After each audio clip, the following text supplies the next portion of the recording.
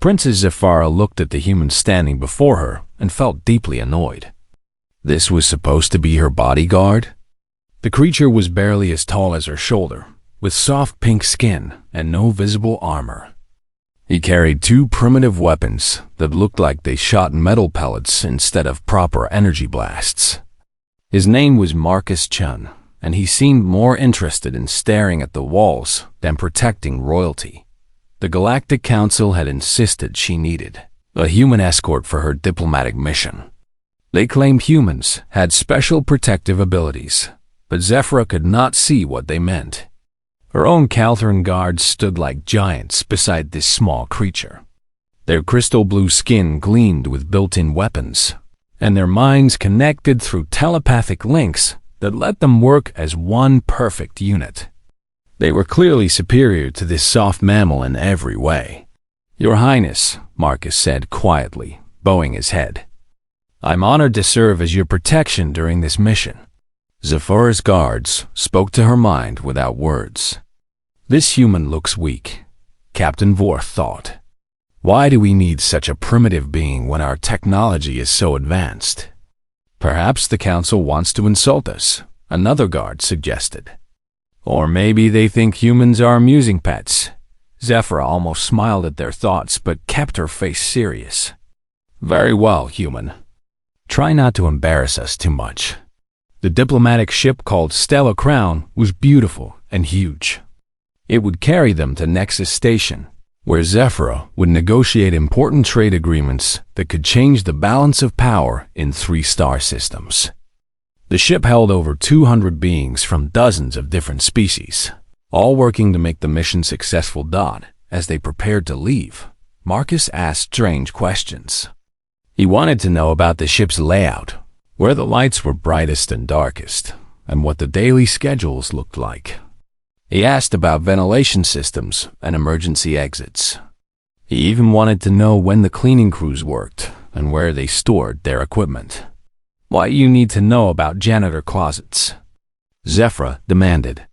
"Just trying to understand how everything works, Your Highness," Marcus replied. "It helps me do my job better." Captain Vorth snorted, a sound like crystal chimes breaking. "Our sensors can detect any threat from kilometers away. Our weapons can destroy a small moon. What could you possibly add to our security?" Marcus nodded politely. "I'm sure your equipment is very impressive, Captain. I just like to be prepared."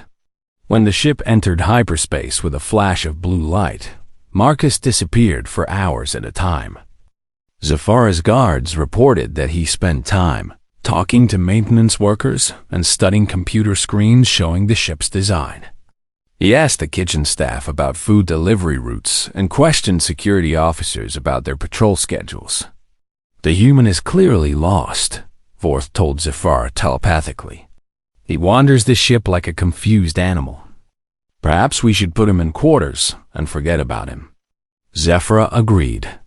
Marcus seemed completely out of his depth among all the advanced technology and alien cultures. During formal dinners, he stood in wrong positions and asked embarrassing questions about things that did not matter. While her guards scanned for energy weapons and hostile intentions, Marcus seemed worried about things like furniture placement and who had access to service corridors. On the second day, Marcus approached her with a datapad covered in notes and diagrams. "Your Highness, I've noticed some things that concern me," he said carefully. Zephyra looked at his scribbled drawings and amateur security analysis. "What things?" "Well, there are 5 crew members whose background checks don't quite match their assigned duties. Someone has modified the internal sensor grid in 3 sections of the ship, creating blind spots. And the route you're taking to tomorrow's meeting passes through 2 areas, where someone could attack from multiple directions without being seen." The princess felt her patience running out. "Human, my guards have sensors that can detect a hidden needle in a haystack from 50 meters away. Our defensive shields can stop any known weapon. What possible threat could exist that we cannot handle?" Marcus looked uncomfortable. "Sometimes threats don't come from superior technology, Your Highness," Sometimes they come from people who have studied your technology and found ways around it. Captain Vorth's mental voice was full of amusement. The little mammal thinks he understands warfare better than beings who have fought across the galaxy for centuries. Perhaps, Zephora said coldly, you should focus on staying out of our way instead of inventing problems that do not exist. Marcus nodded and stepped back. But Zephora noticed he kept watching everything with those strange human eyes, as if he saw dangers that no one else could detect. That evening, during a grand feast with ship's officers and diplomatic staff, Marcus positioned himself behind a support pillar instead of at the traditional honor guard stations. When Zephora asked why, he mumbled something about better sightlines and cover options. Cover from what? She demanded. We are on a diplomatic vessel surrounded by allies and protected by the most advanced security systems in the galaxy. Yes, Your Highness. I'm probably just being too careful. But when she ordered him to move to the proper ceremonial position, Zephora saw reluctance in his movements. He kept glancing at the room's exits and watching the serving staff with suspicious intensity. His behavior was becoming embarrassing. After the dinner, as Zephora prepared for sleep, Marcus made one final attempt to change her schedule. Your Highness, I really think you should cancel tomorrow's public assembly, or at least move it to a more secure location. Absolutely not, Zephora snapped. This mission is too important for me to hide in my rooms because a human has bad dreams about imaginary dangers. Marcus pulled out his datapad again, showing her detailed notes about crew members, system modifications, and tactical vulnerabilities he claimed to have found. I know this all seems paranoid, but something doesn't feel right. Too many small things that don't quite fit together. Zephora cut him off with an angry gesture. Enough. Taltheran technology is hundreds of years ahead of anything humans have ever imagined. My guards are warriors who have never been defeated in battle. Whatever primitive instincts are making you nervous, I suggest you ignore them. Yes, Your Highness, Marcus said quietly. I hope you're right. As he left her chambers, Zephora spoke to her guards through their mental link. Tomorrow, keep that human away from important discussions. His fears are becoming a distraction. Should we confine him to quarters? Captain Vorth asked. No. Let him wander around feeling useless. Perhaps it will teach humans to respect their betters. But as Zephora fell asleep that night, she could not shake the memory of Marcus's eyes alert, watchful, and seeing things that apparently no one else noticed. 3 days into their journey toward Nexus Station, Marcus Chen found Princess Zephora in the ship's observation deck, admiring the swirling colors of hyperspace through the massive windows. Her crystal blue skin caught the strange light beautifully, and her guards stood like statues around the room's edges, their built-in sensors constantly sweeping for threats. Your Highness, Marcus said quietly, approaching with his usual respectful bow. May I speak with you privately? Zephora's mental voice reached her guards without her lips moving. Here comes another round of human paranoia. This should be amusing. Speak, she said aloud, not bothering to look away from the hypnotic space outside. Marcus pulled out his ever-present datapad, now filled with even more notes and sketches. I've been tracking the crew movements and ship modifications I mentioned before. The pattern is becoming clearer, and I don't like what I'm seeing. What pattern? Zephora asked, finally turning to face him with barely concealed irritation. 5 crew members who don't belong here. Their identification checks out on the surface, but their work histories have gaps, and their behavior doesn't match their supposed jobs. The ship engineer spends too much time near weapons storage. The food service coordinator keeps mapping routes through secure areas. The maintenance supervisor has been asking questions about your daily schedule. Captain Vorth stepped forward, his crystalline features reflecting the hyperspace glow. Human, Our security scans identified no irregular behavior patterns among the crew. Our psychological analysis systems are far more advanced than your primitive observations." Marcus nodded respectfully but continued. "Your sensors are looking for energy signatures and hostile mental states. These people aren't broadcasting their intentions. They're professionals who know how to blend in." "Professionals at what?" Zephyra demanded. "Killing important people," Marcus said simply. The princess felt her guard's amusement ripple through their mental connection. The idea that anyone could threaten her with advanced Calthuran protection seemed ridiculous. "Even if such people existed on this ship," Zephyr said, "which they do not, what could they possibly do against us? Our defensive capabilities can be studied and countered." Marcus interrupted, then immediately looked embarrassed for cutting her off. "Forgive me, Your Highness, but every defensive system has weaknesses if someone spends enough time learning about it." Over the following days, Marcus's behavior became increasingly strange. He spent hours studying the ship's internal layout, paying special attention to things that seemed completely unimportant. He examined the placement of decorative plants in corridors, noting which ones could provide cover or concealment. He timed how long it took security patrols to move between stations and memorized the schedules of cleaning crews and maintenance staff. When Zephyra asked why he cared about such boring details, Marcus explained, "In a fight, everything matters. Light sources, hiding spots, escape routes, even what time the janitors empty the trash. Small advantages can make the difference between living and dying. We do not hide behind plants like frightened animals," Captain Vorth said with crystal chime laughter. "We face our enemies with superior weapons and overwhelming force."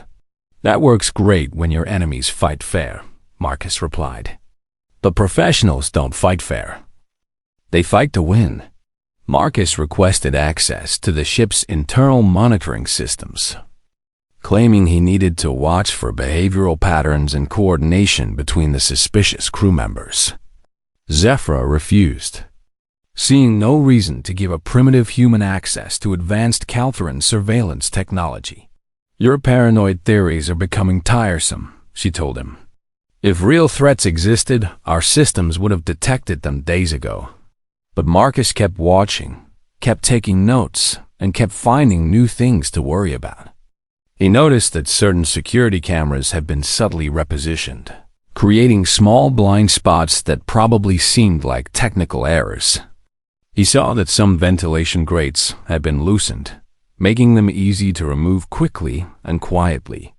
He discovered that the lighting in 3 key corridors had been modified to create deeper shadows. "Someone is preparing this ship for an attack," he told Zephyra urgently. "All these small changes are adding up to something big." During a formal diplomatic dinner in the main assembly hall, Marcus positioned himself in what he called a tactically advantageous location, near a support pillar that offered cover and multiple escape routes. When Zephyra ordered him to move to the proper ceremonial position beside her throne, she noticed his reluctance. "The human fears shadows," one of her guards commented telepathically. "Perhaps his species evolved as prey animals. That would explain his constant nervousness," another guard agreed. "Always looking for predators that are not there." But Zephyra began to notice that Marcus's eyes never stopped moving.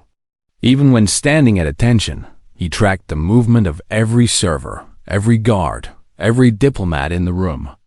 His attention focused especially on the 5 crew members he had identified as suspicious. And she had to admit their behavior did seem slightly odd when she really watched them.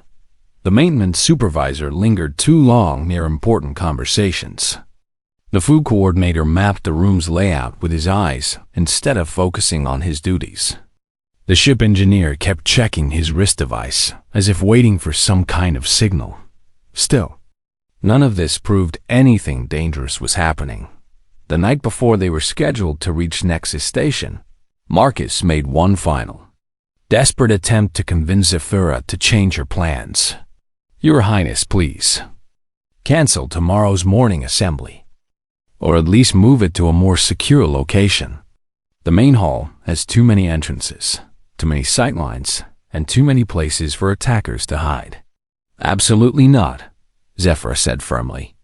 This assembly is crucial for establishing diplomatic relationships before we reach the station.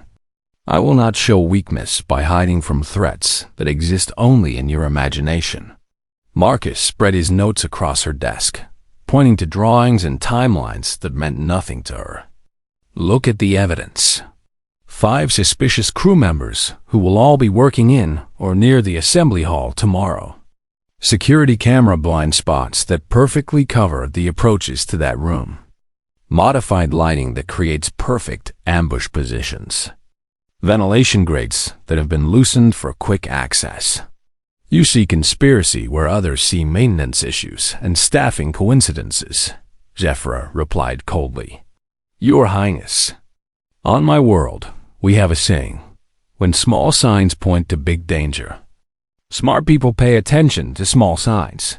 And on my world, we have a saying, superior technology defeats primitive fear every time.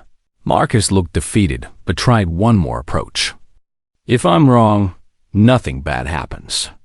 If I'm right, and you ignore this. He left the sentence unfinished. If you are right, Zephyr said with icy calm, then my guards and I will deal with whatever pathetic threat reveals itself. We have never been defeated in battle, human. We do not intend to start losing now. Yes, Your Highness, Marcus said quietly, gathering his notes. I hope your confidence is justified.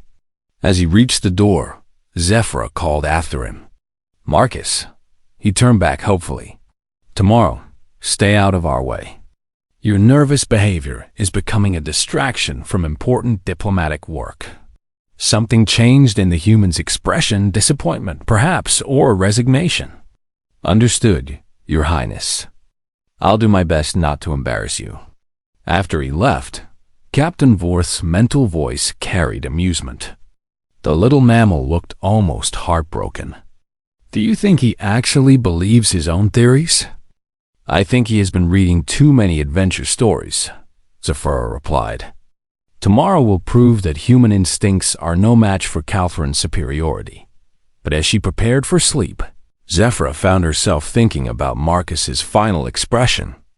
For just a moment, he had looked less like a nervous primitive and more like a professional warrior who knew his warnings were being ignored.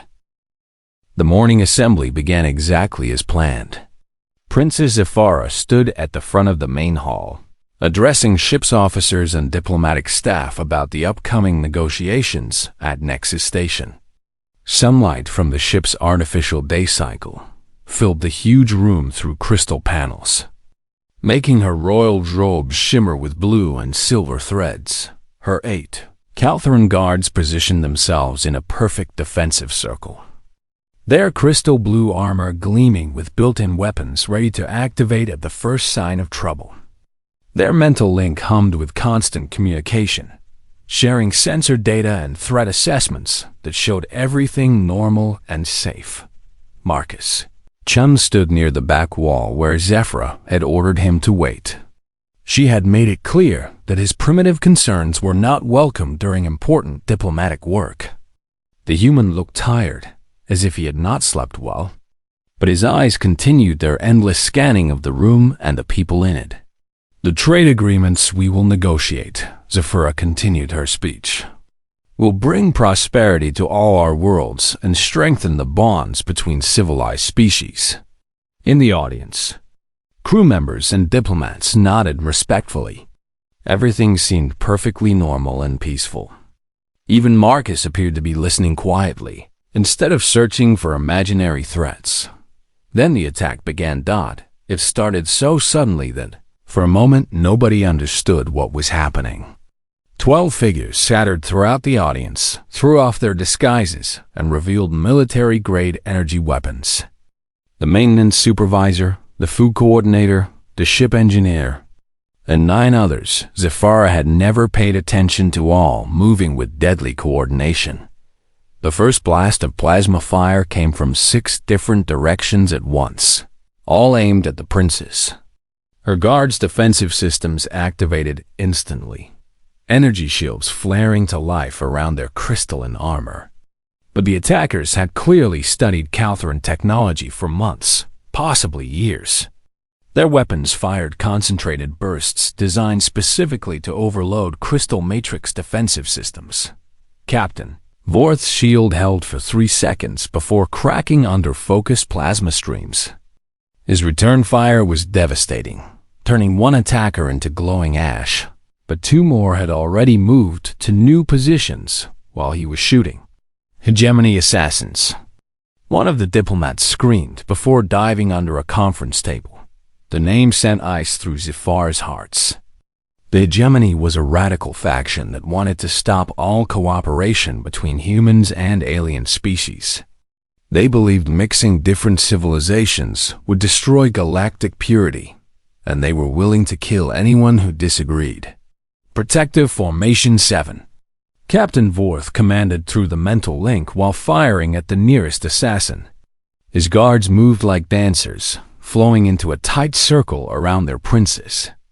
But the assassins had studied Caltheran military doctrine, and they knew exactly how Formation 7 worked. Plasma fire converged on the formation's weak points with surgical precision. The attackers had positioned themselves perfectly to create crossfire patterns that forced the guards into an ever-shrinking defensive circle. Every time the Caltherans tried to advance or take better positions, concentrated energy blasts drove them back. Within 30 seconds, 2 guards were down, their crystal armor cracked and smoking. A third guard stumbled with a plasma burn across his shoulder, but kept fighting. The remaining 5 pulled back even tighter around Zephyra, their NG shields flickering under constant assault. "Your technology is impressive," called the lead assassin, a tall creature with cybernetic implants covering half his face. "But we have had months to study every detail of Caltheran defensive capabilities. Your weapons, your tactics, your weaknesses, we know them all." The assassin's plasma rifle charged with an ominous whining sound. "Princess Zephyra, your execution will be broadcast across the galaxy as a warning. No more cooperation between humans and superior species. No more contamination of pure galactic civilization." Zephyra felt terror growing in her chest as she realized the truth. Her supposedly superior guards were being systematically destroyed by enemies who had prepared for this exact fight. All their advanced technology meant nothing against attackers who had studied every aspect of Caltheran military science. "Captain," she whispered through the mental link, "can we break through to the exit?" "Negative, Your Highness. They have every escape route covered. Our shields cannot hold much longer under this concentrated fire." Another guard fell, his defensive systems finally overwhelmed. 4 guards left, and the assassins were tightening their circle like predators surrounding wounded prey. "Where is the human?" Zephyra asked desperately, looking around the chaos-filled room. Marcus Chen had vanished completely. During the first seconds of fighting, while everyone else was diving for cover or returning fire, the human had simply disappeared. No dramatic charge into battle, no heroic last stand, just gone, as if he had never been there at all. "The coward fled," Captain Vorth snarled, his plasma cannon spinning up for another salvo. Typical primitive behavior when real danger appears. But Zephyra felt a strange chill that had nothing to do with fear. Marcus had warned them this would happen. He had tried to tell them about the assassins, the modified ship systems, the perfect tactical positioning. They had ignored him, laughed at him, dismissed his primitive human paranoia. Now 12 professional killers were methodically destroying her guards with weapons and tactics, designed specifically to counter Caltheran advantages. Soon she would be dead, and the human who might have prevented this disaster was nowhere to be found. The lead assassin stepped closer, his cybernetic eye glowing red as it targeted her position. "Any last words, Princess?" something appropriate for your species' final diplomatic failure. Zafar's remaining guards fired everything they had, but the assassins' positions were too good, their cover too solid, their coordination too perfect. This was not a fair fight between honorable warriors. This was a carefully planned execution designed to look like a battle. "Your Highness," Captain Vorth said through the mental link, his thoughts heavy with defeat. "I have failed you. Forgive me." "You fought with honor," she replied, watching plasma bolts crash against their weakening shields. "The failure was mine for not listening to." The nearest assassin suddenly jerked forward with a strange expression on his face. He looked down at his chest, where the point of a simple metal blade had emerged from between his ribs. Behind him, Marcus Chen rose from a position that should have been impossible somehow. He had been lying flat underneath a fallen conference table without anyone noticing. The assassin tried to turn, tried to bring his plasma rifle around, but Marcus moved with fluid precision that seemed almost mechanical. His hands found nerve clusters and pressure points that even advanced alien anatomy could not protect. The assassin collapsed silently, his weapon clattering across the floor. Then Marcus disappeared again, melting back into the chaos of the room like smoke. But now the other assassins were looking around nervously, realizing that their perfect tactical situation had developed a very dangerous flaw. The hunt had begun, and for the first time since the attack started, Princess Zafira felt something other than despair. She felt anticipation. The human had not abandoned them after all. He had simply become something that none of them, not her guards, not the assassins, not even Zephyr herself, had ever seen before. Marcus Chun had stopped being a confused primitive and started being what humans really were underneath their soft appearance. Persistent predators who had spent millions of years learning to hunt creatures that were bigger, stronger, and better armed than they were. The assassins still had superior weapons and perfect positions. But now they were facing an enemy that all their planning and preparation had not accounted for. They were facing a human who was no longer pretending to be harmless.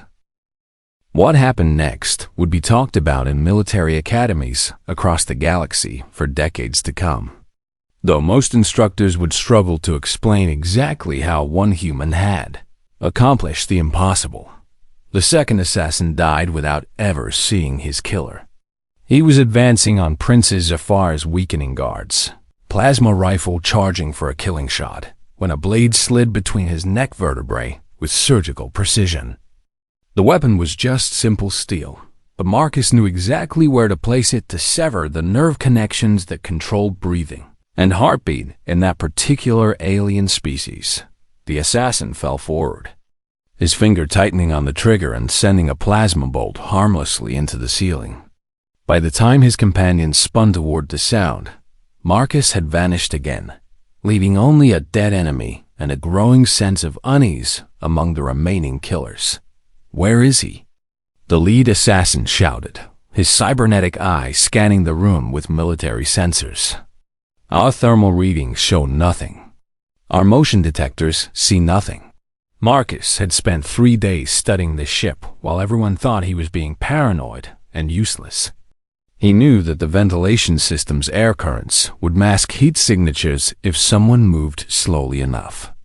He knew that the maintenance modifications he had noticed created blind spots in the ship's internal sensors.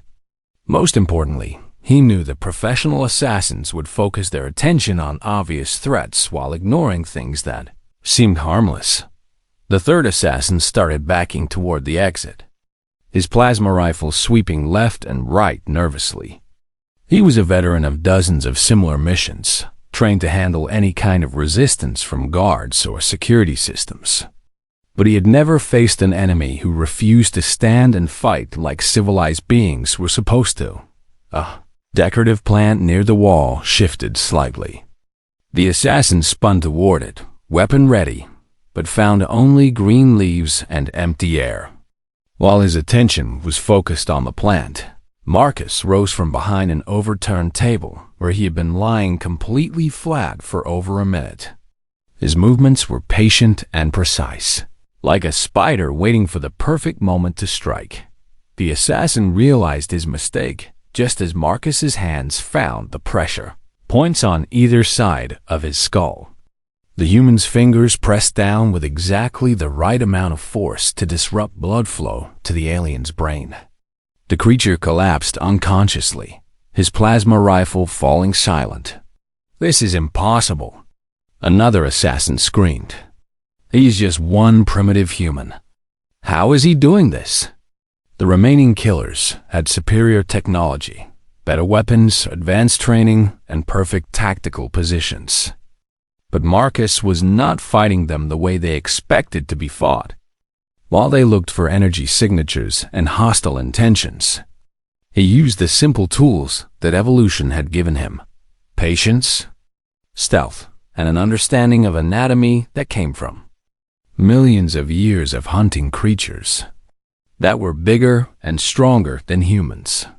Fourth assassin decided to abandon his position and join the others in a tighter group. It was a reasonable tactical decision that would have worked against any conventional enemy. But as he moved across the room, he stepped on what looked like debris from the battle. The floor section gave way under his weight. Marcus had weakened it using maintenance tools. During his paranoid wandering around the ship, the assassin fell through into the maintenance level below, his plasma rifle spinning away into the darkness.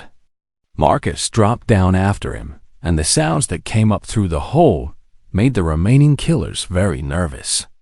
When those sounds stopped, Marcus emerged alone, wiping blood from his simple steel blade.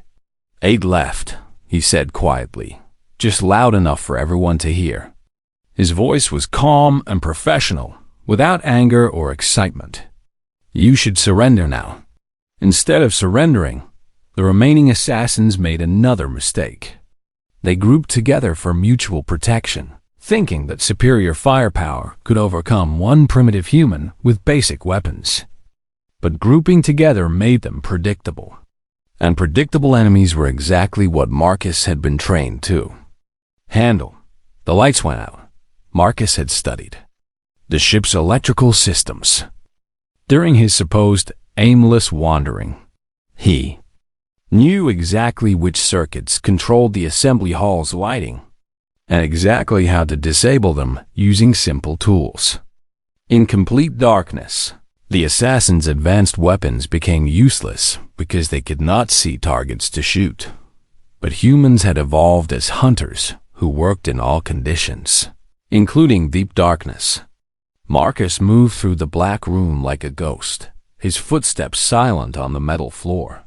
He used sound to locate his enemies, the whine of charging plasma weapons, the shuffle of nervous movement, the whispered communications between team members.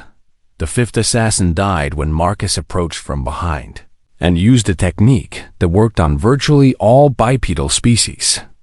A sharp blow to the base of the skull that disconnected brain function from body control. Simple, quiet, and utterly reliable. The sixth assassin heard his teammate fall and sprayed plasma fire randomly into the darkness. His shots lit up the room in brief, strobing flashes that revealed empty space and overturned furniture, but no sign of the human hunter.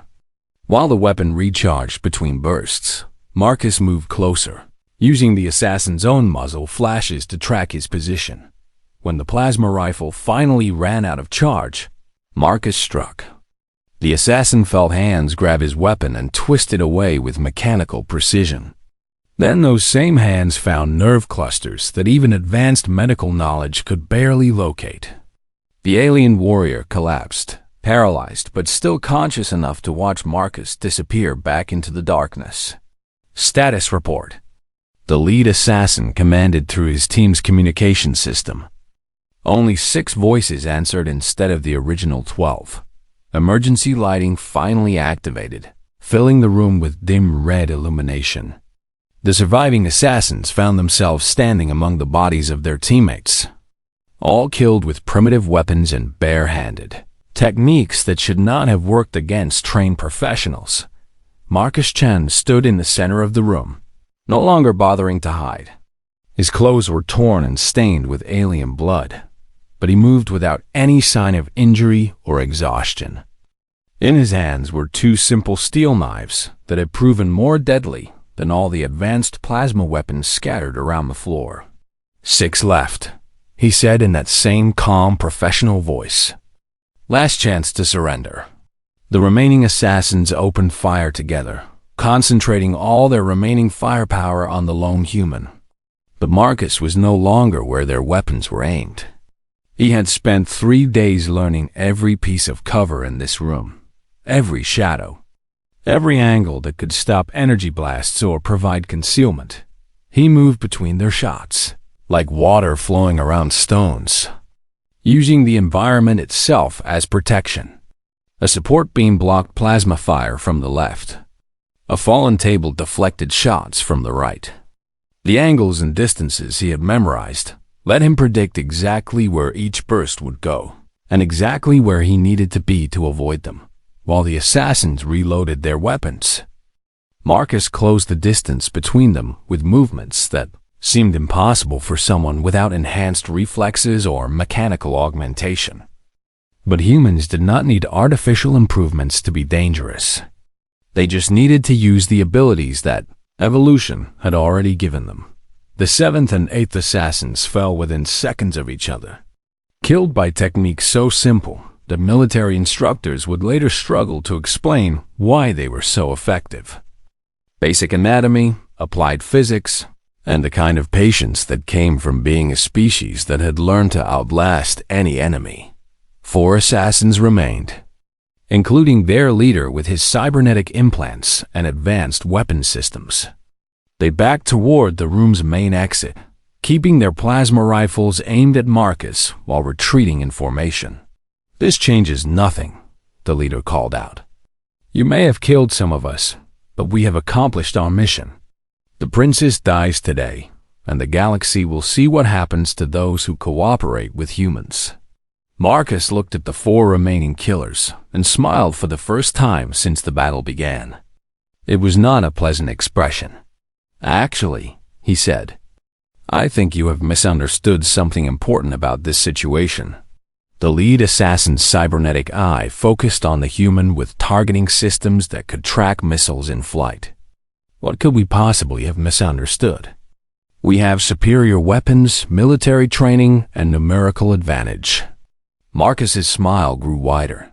"You assumed I was trying to protect the princess from you. But the truth is much simpler than that." He took a step forward, his simple steel knives reflecting the emergency lighting like predators' teeth. "I was not protecting her from you. I was protecting you from what I become when people threaten someone under my care." The 4 remaining assassins suddenly understood that they were no longer hunters closing in on helpless prey. They had become prey themselves, facing something far more dangerous than they had ever imagined possible. They were facing a human who had stopped pretending to be civilized. The final 4 assassins lasted exactly 93 seconds. Marcus moved through them like a force of nature, using every advantage he had spent 3 days preparing. The loosened ventilation grates became escape routes that let him appear behind enemies who thought they had him cornered. The modified lighting created shadows deep enough to hide in, even when the enemy was looking directly at him. The maintenance schedules he had memorized told him exactly when and where support systems would create distracting sounds. The lead assassin with his cybernetic implants lasted longest. But even military-grade technology could not compensate for the fundamental mistake they had all made. They had prepared to fight Calthorn guards with energy weapons and crystal armor. They had never considered facing a human who fought like humans had always fought, with patience, intelligence, and the kind of ruthless efficiency that came from being evolution's perfect predator. When the silence finally fell, 12 assassins lay dead throughout the assembly hall. Not one of them had died from an energy weapon or advanced technology. They had all been killed by simple steel blades, pressure point strikes, and techniques so basic that primitive humans had been using them for thousands of years. Marcus Chun stood in the center of the carnage, breathing hard but showing no serious injuries. His clothes were torn and stained. His simple weapons were bloody, but his eyes held the same calm alertness they had shown throughout the entire mission. He walked methodically among the bodies, checking each one to make sure the threat was completely eliminated. Princess Zephyra watched this final inspection with emotions she could not name. The soft, primitive human she had dismissed as useless was checking corpses with professional thoroughness that spoke of years of deadly experience. This was not a confused mammal who had gotten lucky in a fight. This was a killer who had simply been pretending to be harmless. Medical teams to Assembly Hall. Captain Vorth called through the ship's communication system. His crystal armor was cracked in 3 places, and his left arm hung useless at his side. We have casualties, and we have a situation that command needs to understand.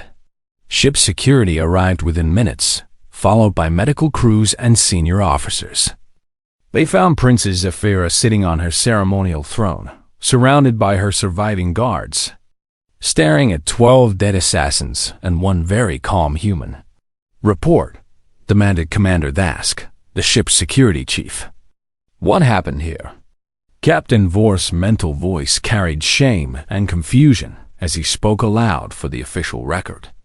12 hegemony assassins attacked Princess Zephyra during the morning assembly.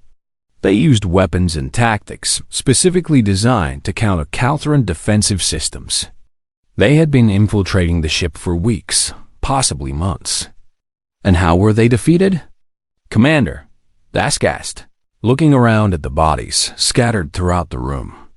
Captain Vorth looked at Marcus, who was calmly cleaning blood from his steel blades.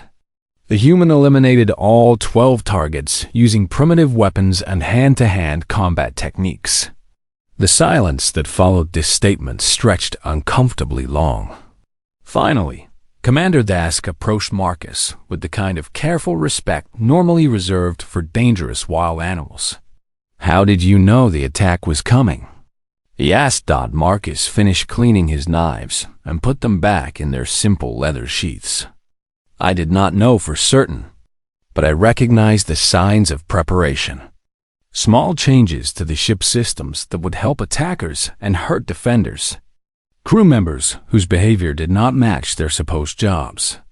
Modifications that created blind spots and ambush positions. Why did our security systems not detect these preparations?" "Because you were looking for the wrong things," Marcus explained patiently. "Your technology is designed to detect energy weapons, hostile mental states, and direct threats. But professional killers do not broadcast their intentions or use obvious methods. They make small changes that look like maintenance issues or staffing coincidences until the moment they strike." Princess Zephyra finally found her voice. "You tried to warn us. Multiple times. We refused to listen." Marcus nodded without any trace of anger or satisfaction. "Yes, Your Highness. But that is not uncommon. Most civilized species focus on technological solutions to security problems. They forget that the most dangerous threats often come from people who understand how to work around technology." Commander Dask was studying the dead assassins with professional interest. These are trained military operatives with advanced equipment. How did one human defeat 12 of them? "The same way humans have always defeated superior enemies," Marcus replied. "Preparation, patience, and the willingness to use every advantage available." They studied Caltheran technology and tactics, so they knew how to counter crystal armor and energy weapons. But they never studied human capabilities, because most people assume humans are not worth studying. "What capabilities?" Princess Zephyra asked quietly. Marcus looked at her with those alert, predatory eyes that she was finally beginning to understand. "We are persistence hunters, Your Highness. On our world, we evolved to chase prey for days or weeks until it collapsed from exhaustion. We learned to read tracks, predict behavior, and outlast anything that tried to escape us. But we also learned to hunt things that were bigger, stronger, and more dangerous than we were. How? By being smarter, by preparing better, by using tools and environment and psychology to turn superior enemies into vulnerable targets. Marcus gestured at the dead assassins. These killers had better technology than I do. But I had 3 days to study this ship, learn their patterns, and prepare advantages they never knew existed. When the fight started, they were not facing one human with primitive weapons. They were facing 3 days of human intelligence applied to the problem of killing them efficiently. Captain Vor's voice carried new respect as he spoke through the mental link. The little mammal was never confused or useless. He was studying, learning, preparing to hunt. We mistook patience for weakness, and while we focused on showing off our superior technology, another guard replied. He was quietly arranging our victory. Over the following days, as the Stellar Crown continued toward Nexus Station, the story of Marcus Chun's defense spread throughout the ship. Crew members who had dismissed him as a primitive bodyguard now stepped aside respectfully when he walked past. Officers who had ignored his security recommendations began asking for detailed briefings on human protective methods. Princess Zephyra found herself studying Marcus with new eyes during their daily security meetings. She watched how he observed everything around him, how he asked questions that seemed unimportant until you understood what he was really learning. She began to appreciate the patient intelligence behind his quiet manner. "Marcus," she said one evening as they reviewed preparations for the upcoming negotiations, "why did the Galactic Council specifically request human protection for this mission? They must have known something we did not." Marcus considered the question carefully. "I think they understood something about how threats evolve, Your Highness. As technology advances, so do the people who want to use that technology for harmful purposes. Eventually, you reach a point where fighting superior technology with even more superior technology becomes ineffective. What works instead? Fighting superior technology with superior thinking. Humans may not have the best weapons or the strongest bodies, but we have something that evolution spent millions of years perfecting: the ability to outsmart anything that tries to kill us." Princess Zephyra nodded slowly, finally understanding why her own people's technological superiority had been useless against enemies who had studied and prepared for it. And the assassins never expected to face an enemy who fought with intelligence instead of force. Exactly. They prepared for energy weapons and crystal armor and telepathic coordination. They never prepared for someone who would study their preparations, identify their weaknesses, and use simple tools to exploit those weaknesses.